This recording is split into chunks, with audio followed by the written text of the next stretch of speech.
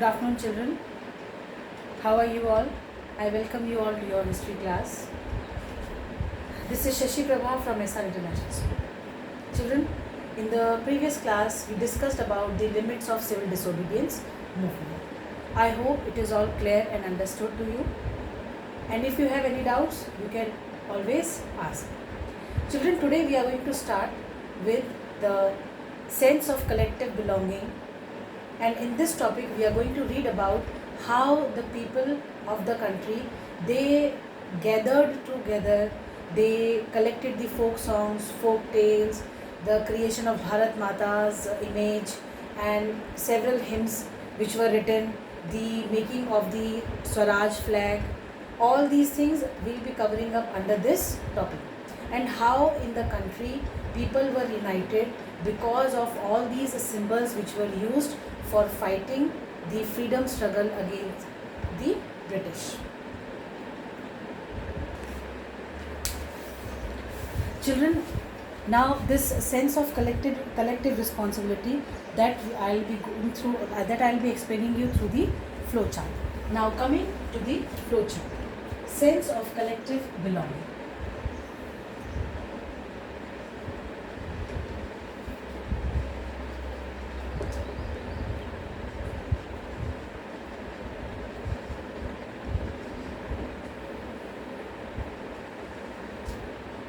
Children, under this sense of collective belonging, history, fiction, folklores,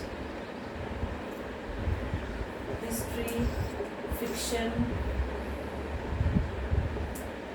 folklores, when we say folklores or folk tales, when we generally are talking about the stories that are common in a particular region. The tales, the stories, the songs, dances of a particular area or a region. Folklores, songs, symbols, aroused the feeling of nationalism in India.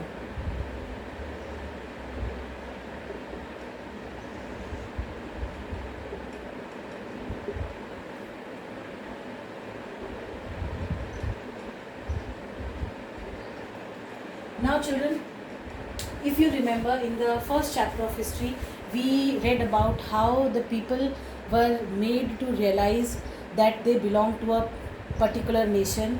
They were told about, we have read of Germany, no, the common people that we discussed about, the romanticism that we had read about in the first chapter of history. It is all about the concept of nation state. In India also, the feeling of nationalism was aroused through the history, through the fiction, through the folklores, songs, symbols, everything. Now, the hymns to motherland, hymns to motherland. You must have read about Vande Mataram. It is a very common, it is a very famous song which you can listen to on every national festival.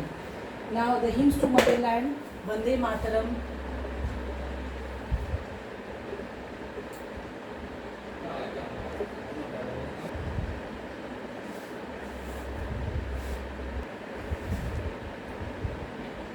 began to be sung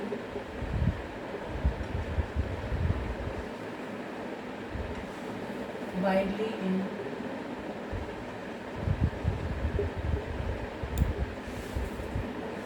nationalist movements.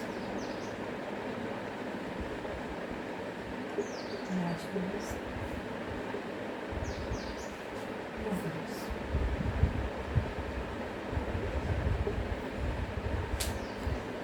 Children, history began to be reinterpreted.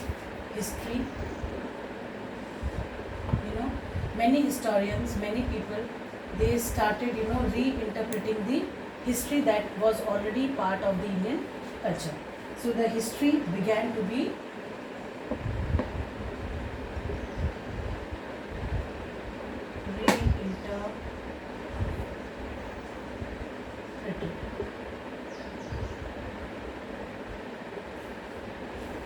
Now this reinterpretation of history was very important because people were to be told about their worth. See, through the reinterpretation of history, people were made to know about their past, about their rulers, that in the past their ancestors, their in the past the rulers, those who had ruled over the country, they were never under any kind of foreign control.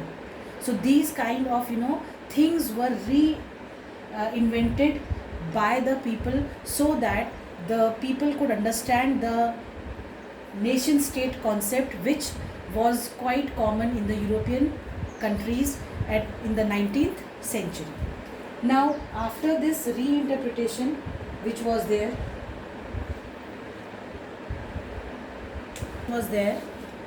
people, the Indians, they began to write about their glorious past and how the colonial masters degraded it. We all know in class 8 also we have read about all these things, that how people were made to realize their worth, that how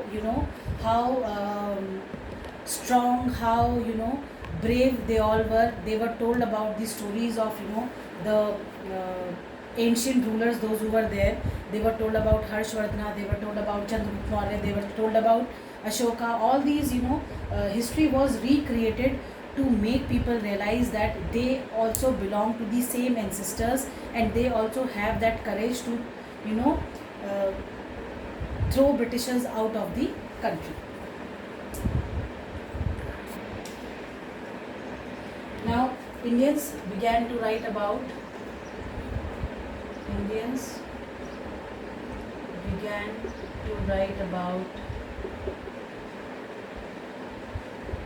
their glorious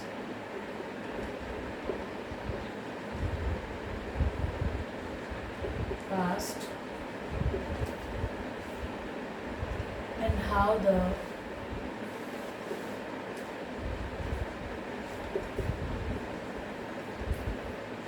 colonial rulers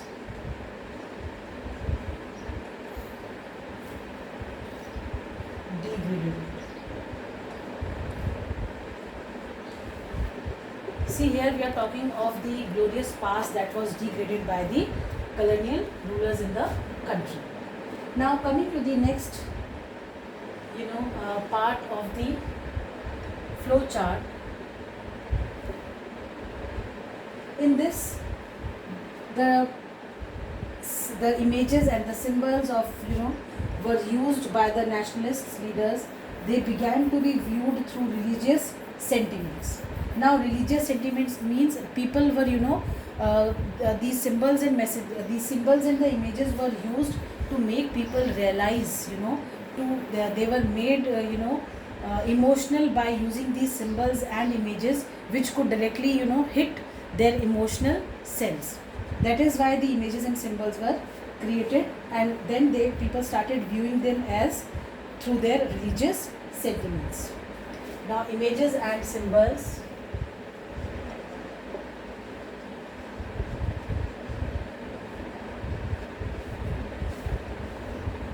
used by nationalists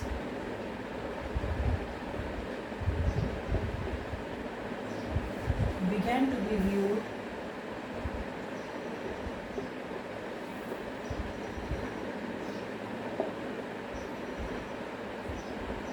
through religious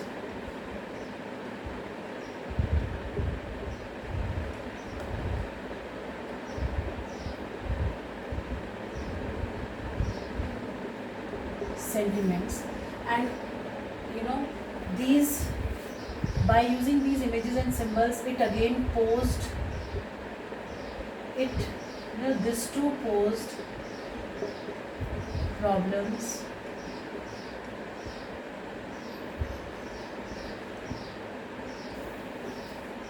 now.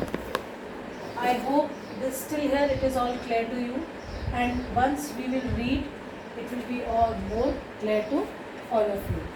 Now after this, nation came to be seen in images of Bharat Mata. Nation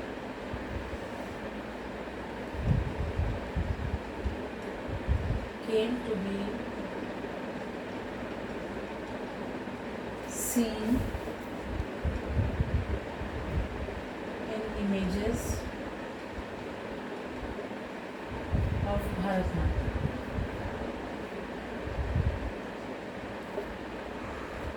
Children, we have read in the first chapter, Rise of Nationalism in Europe, we read about the allegories. Now, these allegories were quite important because the people of the nation could relate to these allegories, and most of the allegories which were made, they were made as female figures, because females are considered to be sentimental, emotional. They are considered to be strong as well. So female figures were personified, and keeping all these things in mind, in India also the image of Bharat Mata was created. Now Bankim Chandra Chattopadhyay, one of the painter, he actually created the first image of Bharat Mata, and then various other artists, they started portraying the Bharat Mata in different forms. Now the nationalists, those who were there, they began collecting the folklores and the legends to preserve traditions and discover national identity. Now why this was important? Now this was important because if you know, whenever we talk of the tribal revolt, children, what comes to your mind? Birsa Munda, Gundadu. Now why these people come to your mind? Because these were the people who were the heroes of the tribal revolt, and they have been, they are alive in the folklores, the folk tales of the regional areas of Jharkhand, where Jharkhand, Chhattisgarh, where these people were born. Now because of this, because of the folklores where the regional heroes were kept alive, people in our country, the nationalist leaders, those who were there, they thought of collecting these folklores, and they represented the legends, and they tried to make them discover the national identity. Now in this sequence, Natisa Sastry, he was one of the he belonged to Tamil Nadu. He brought out a collection of Tamil tales which were the folklore of the southern India, and these were in 4 volumes.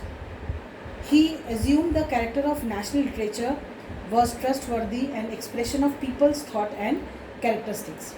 Then symbols like flags, they sought to unite and inspire people about nationalism. Now flag was also, flag is also considered important when it comes to the identity of the nation. If you look at, like when Britain Britain was, when Britain came into existence after the Union of Act, the Union Jack was the national symbol. The flag, it was considered as the national symbol. So flags are always considered as the national symbol, and they are to be respected by the people. And looking at these national flags, it brings them a feeling of independent, of free. That is why the flag was considered to be one of the most important source of inspiring people about nationalism. Children, as you can see, these two pictures, they have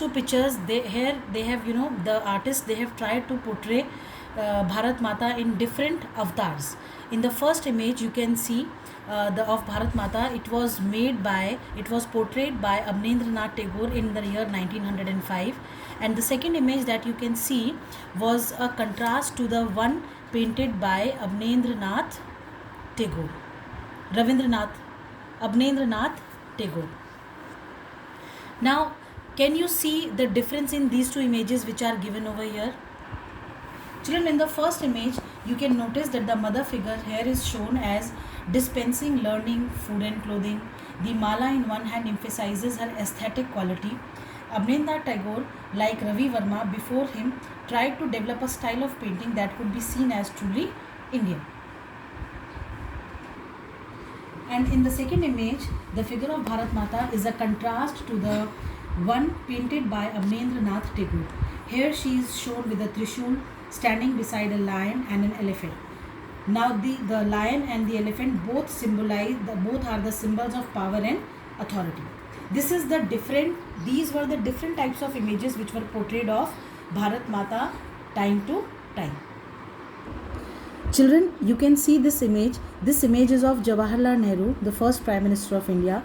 Now, in this, figure, or in this image, Nehru ji is also, holding the image of Bharat Mata and the map of India close to his heart.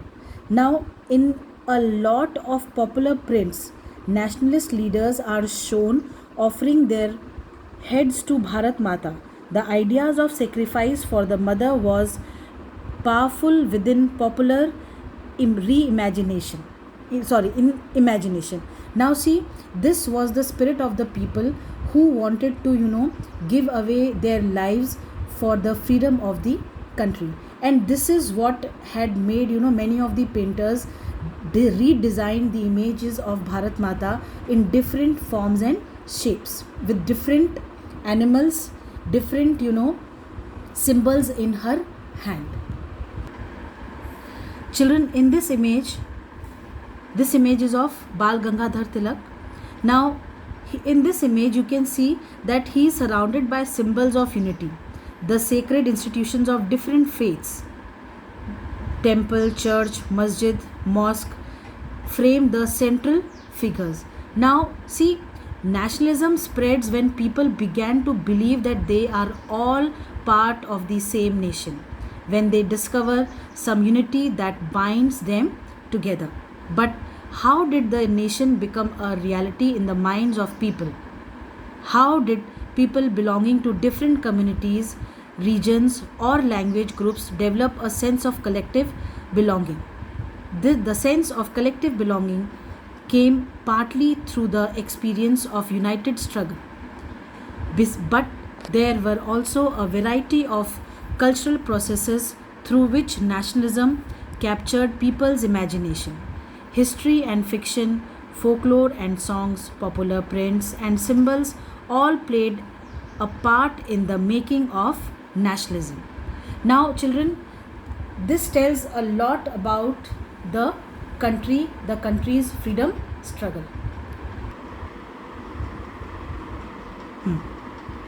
Children, as the national movement developed, nationalist leaders, they became more and more aware of the icons and the symbols which they used for unifying people and inspiring in them a feeling of nationalism. Now look at this figure of Bharat Mata. You can see her holding a tricolor flag, orange, white and green, or in other words, saffron, white and green.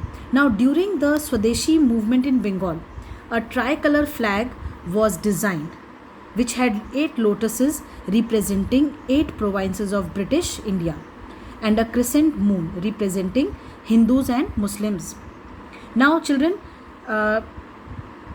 similar kind of flag but different colors in 1921 was designed by Gandhiji, which was called as the Swaraj flag. Now this flag was again a tricolor, red, green and white, and had a spinning wheel in the center, which represented the Gandhian ideal of self-help.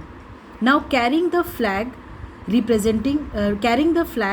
holding it aloof high during the marches became a symbol of defiance. Defiance means feeling of boldness.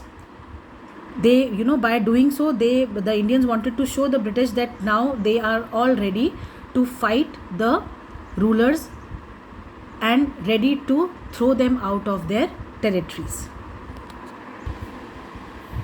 Children, this was all about the sense of collective belonging, and with this we come to an end of the chapter.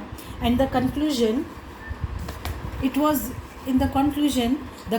says that the growing anger against the colonial government was bringing various groups and classes of Indians into a common struggle for freedom in the first half of the 20th century. The Congress, under the leadership of Mahatma Gandhi, tried to channelize people's grievances into organized movements for independence. Now, through such movements, the nationalists tried to forge a national unity.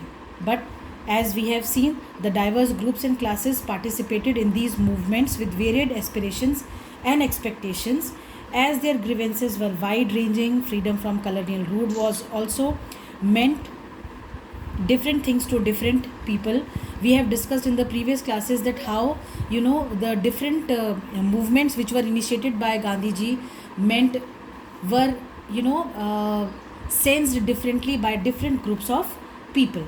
The Congress continuously attempted to resolve differences and ensure that the demands of one group did not alienate other. This is precisely why the unity within the movement often broke down. The high points of the Congress activity and nationalist unity were followed by phases of disunity and inner conflict between various groups which were there. Or, in other words, we can say that what was emerging was a nation with many voices wanting freedom from the colonial rule. Children, with this, we come to an end of the chapter. I hope you all have understood each and everything that is explained to you, and do let me know what you have not understood. For today, this much only, and in the next class we'll be discussing about the question answers which are there or your doubts that are there. So till then, see you all. Bye bye.